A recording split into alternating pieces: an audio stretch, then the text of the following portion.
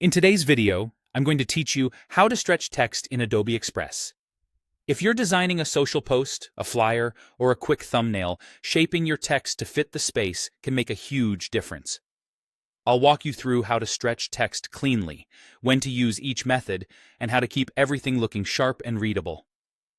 Start by selecting the text you want to stretch. Click the text box so the bounding box appears around it. If you're working with multiple layers, make sure the text layer is highlighted. You'll see handles on the corners and sides. These are the tools you'll use to control the size and shape. Use the corner handles first to resize proportionally. Dragging a corner keeps the original width to height ratio of your font, so your letters won't get squashed or elongated.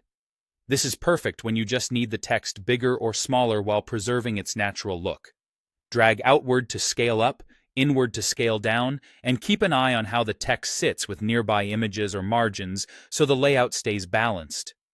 When you want a true stretch, move to the side handles. Pulling a side handle left or right stretches the text horizontally, while dragging the top or bottom handle stretches it vertically. This deliberately changes the proportions of the letters for that wide or tall effect.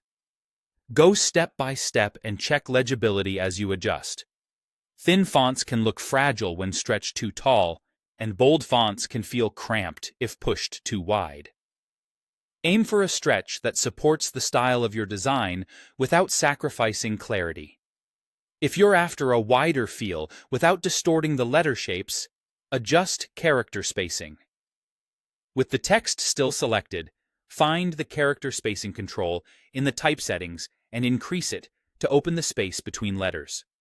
This expands the overall footprint of the word while keeping each character's proportions intact. It's a great way to create an elegant, airy headline or to give a compact word some breathing room. Make small adjustments and look for an even rhythm between letters, especially in tricky pairs.